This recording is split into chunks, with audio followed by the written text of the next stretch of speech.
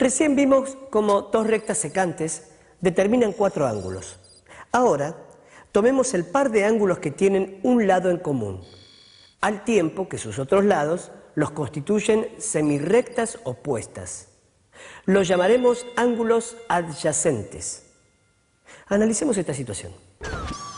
Por un lado tenemos a los ángulos alfa y beta que están próximos, pero no son adyacentes, porque no comparten un lado.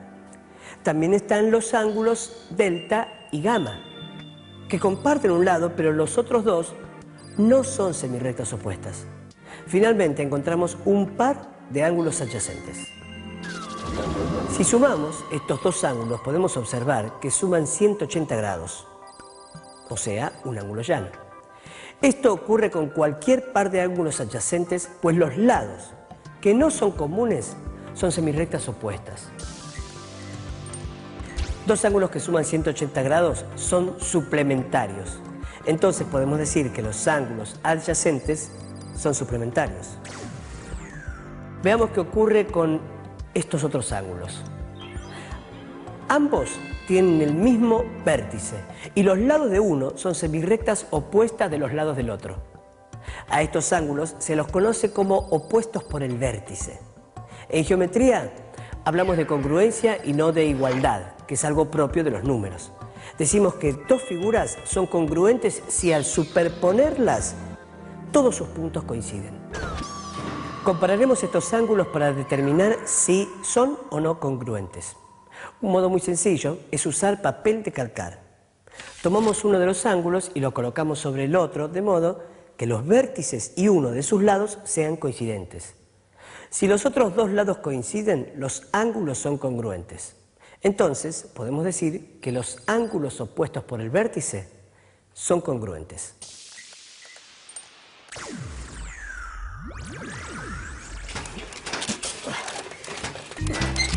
La idea de rectas paralelas la dan muy bien las vías del tren, en los tramos en que no hay curvas.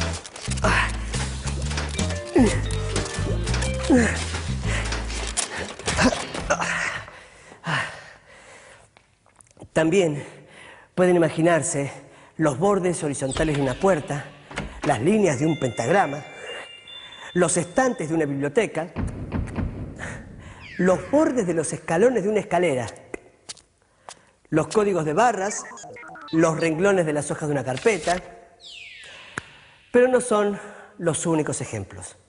Si miramos a nuestro alrededor, encontraremos muchos ejemplos más. Otro ejemplo muy cotidiano y que particularmente los nenes más chicos lo pueden llegar a utilizar cuando tenemos algunos programas o algunos jueguitos donde tienen que mover un Pac-Man o una tortuga, originalmente era una tortuga, y lo tienen que orientar para que persiga tal o cual cosa, o que avance o que retroceda. Tenemos que tener muy claro el tema del sentido del ángulo, o sea, hacia dónde quiero que gire, y la amplitud, si es un ángulo de 90 grados, si es un ángulo de 45 grados, si es en el sentido de las agujas del reloj, va a ser un ángulo negativo, si es en el sentido contrario a las agujas del reloj, es un ángulo positivo. Entonces tenemos que tener muy claro porque esas órdenes las tiene que dar el usuario, o sea, el chico jugando, ¿sí? Hace mucho tiempo, cuando se introdujeron estos juegos, en general la orden había que darla por escrito y poner el signo del ángulo y la amplitud del ángulo, ¿sí? Hoy a lo mejor lo hacen más intuitivamente, pero bueno, si giro para el lado contrario, obviamente no voy a alcanzar el objetivo que me propongo con el juego.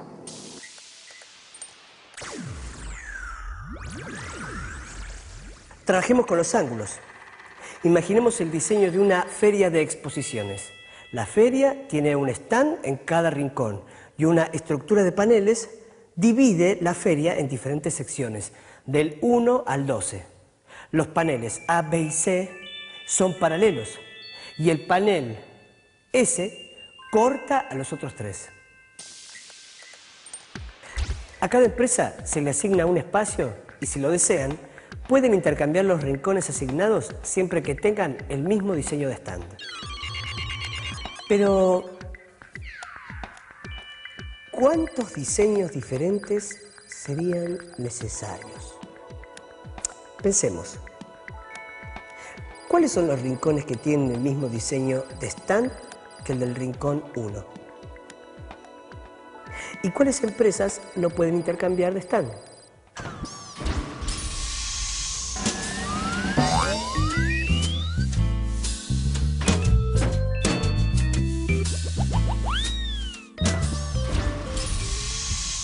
Tenemos dos rectas paralelas llamadas A y B.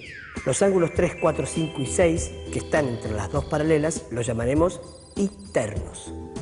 Los ángulos 1, 2, 7 y 8, que están fuera de las dos paralelas, los llamaremos externos.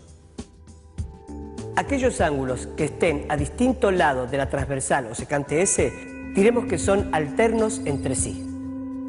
Tenemos alternos internos como el 4 y el 5, y alternos externos como el 2 con el 7. Y por último, los ángulos que están del mismo lado de la transversal y un ángulo es interno y el otro externo, diremos que son correspondientes. En nuestro caso, son correspondientes el 1 y el 5, el 2 y el 6, el 3 y el 7, y el 4 y el 8. Ahora que identificamos a todos los ángulos, volvamos al diseño de la feria. Bien, las empresas asignadas a los rincones 1, 4, 5 y 8 podrán usar un mismo diseño de stand, ya que los ángulos de esos rincones son congruentes. 1 y 4 son congruentes porque son opuestos por el vértice. El 1 y el 5 porque son correspondientes. Y el 1 y el 8 porque son alternos externos.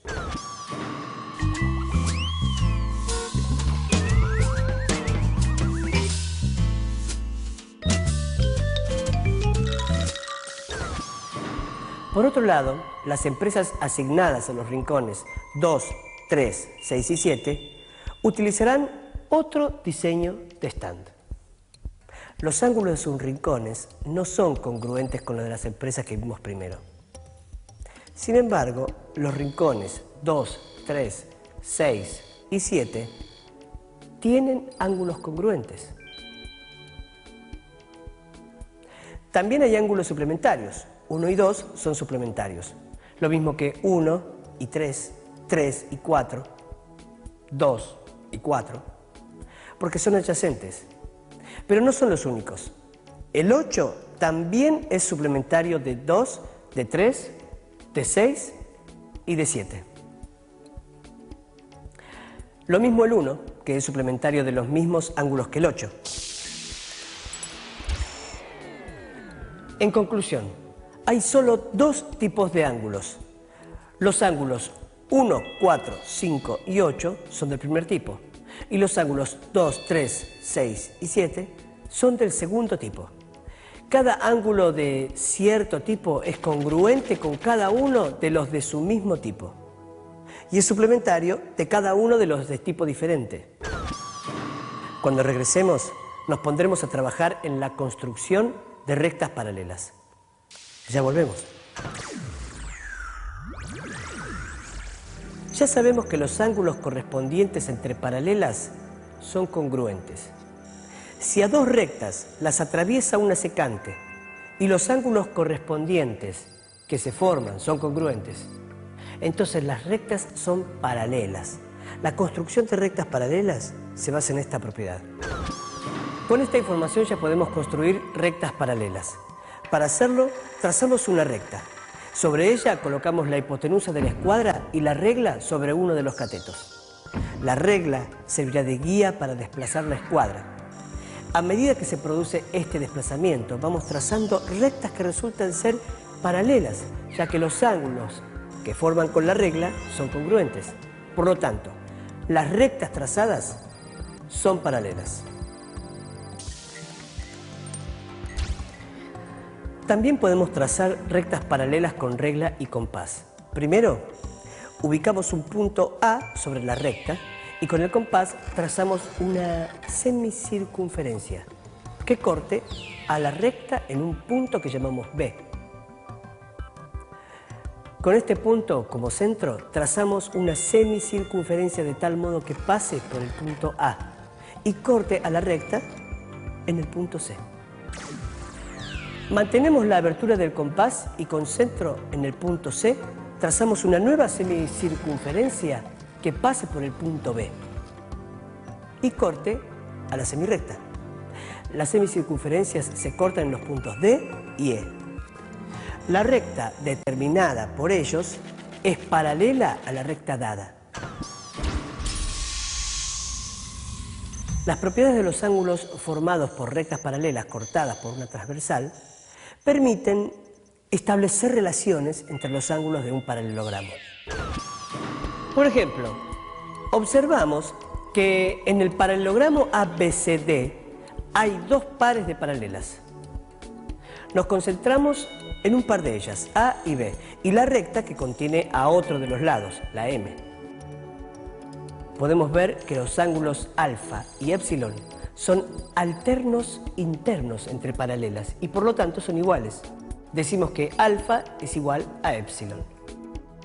Ahora tomamos las rectas M y N, que son paralelas, y la recta que contiene a uno de los otros dos lados, en este caso B. Vemos que los ángulos épsilon y gamma son correspondientes y por eso congruentes. Decimos que épsilon es igual a gamma, como alfa es igual a épsilon, y este es igual a gamma. Entonces, resulta que alfa es igual a gamma. Los ángulos alfa y gamma son ángulos opuestos del paralelogramo ABCD y son congruentes. De igual manera, se puede mostrar que los otros dos ángulos interiores opuestos también son congruentes. Entonces podemos asegurar que los ángulos opuestos de un paralelogramo son congruentes. Hoy trabajamos con los ángulos y sus propiedades. Aprendimos que los ángulos adyacentes tienen un lado en común al tiempo que su otro lado constituye semirrectas opuestas. También vimos que los ángulos congruentes son aquellos en los que todos sus puntos coinciden. Luego trabajamos con líneas paralelas y aprendimos a dibujarlas. Por último, descubrimos que los ángulos opuestos de un paralelogramo son congruentes. Como vimos, estamos rodeados de rectas y ángulos. Si miramos a nuestro alrededor con un poco de atención, podemos identificarlos rápidamente. Hasta nuestro próximo encuentro.